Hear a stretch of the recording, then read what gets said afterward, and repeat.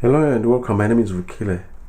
I am going to show you a rhythm that you can create by playing triads.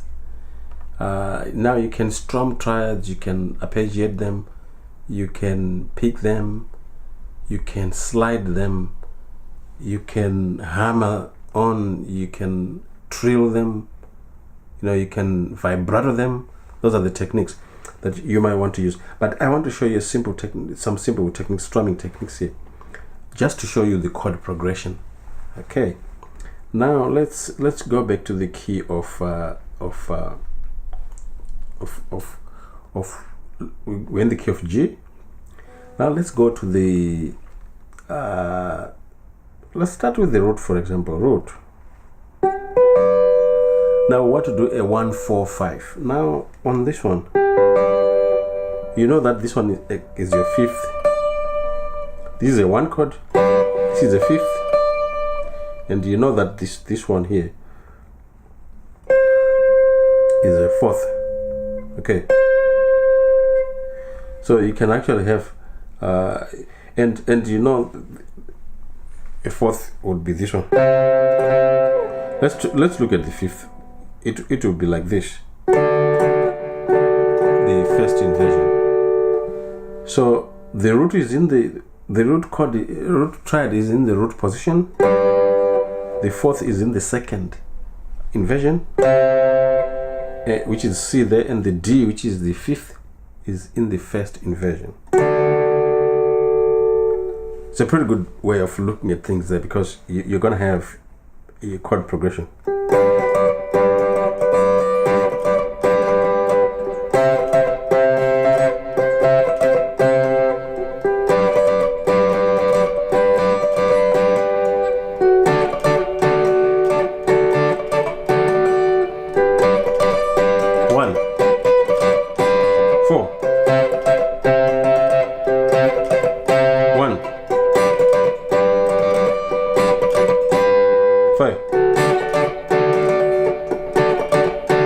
Again, 1,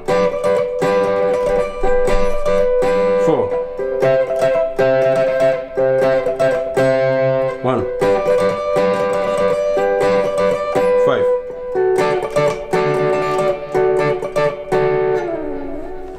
Okay, so that's we have done with the root position there. So let's do the same thing, 1-4-5. 1-4-1-5. I'm actually exactly doing the chord progression 1-4-1-5. And if we do that on with your G being in the first inversion, let's go back to this one here. That's the first inversion, G, triad, major triad. Now let's locate it, G, and this one is the fifth. So your fifth is in the second. Fifth chord triad is in the second inversion. Your root, like I said, is in the first inversion. Let's look for the fourth. This is the fifth. So the fourth is right here. Now the other way you can locate the fourth is, okay, this is the fifth, then the fourth is there. You take a unison. Okay, so this is in the root position. There are various methods of doing that. Okay, you can use straight intervals if you know the shapes of intervals as well, which we'll delve into later on, but I'm showing you the way of doing it here by just taking octaves or locating relative to other notes. Okay, so let's go to that. 4,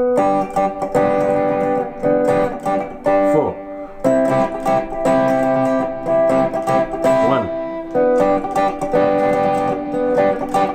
5, 1, 3, 4, back to 1, 5. Okay, so that's 1, 4, 5, 1, 4, 5. Okay, that's beautiful there. Now we're going to the next position where we are going to examine the G. Your G is now going into the second inversion right here. Now let's locate the fifth. This is your root and this is your third. This one here down here is your fourth. So your fourth would be like this. That's C major. So your root, G major, your fourth, C major. Now with your root there, your fifth is right here.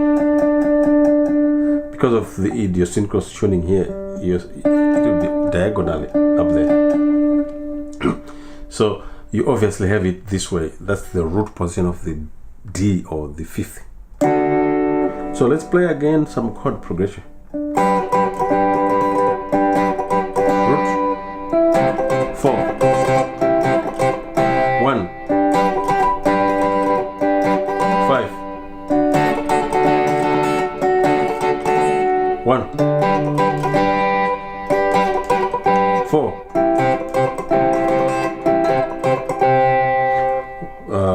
back to 1, 5.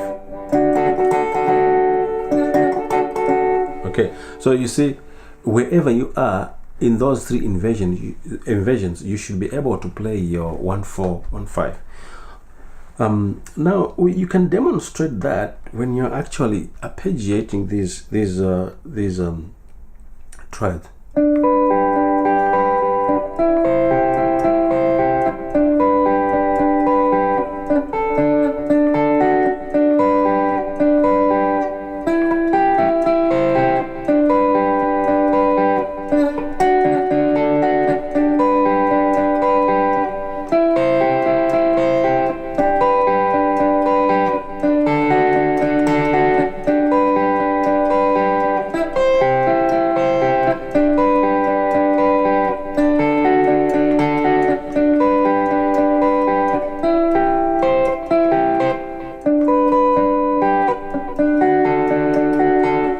Okay, you can change the direction there so that you change the kind of stuff that you're playing.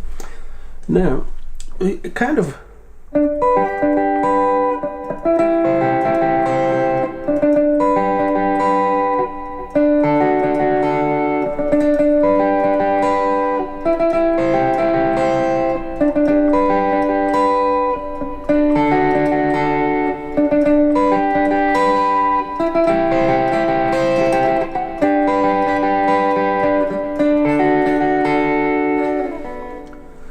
okay, so you have seen how we deal with the major scales. These are called the primary triads or primary chords in that scale.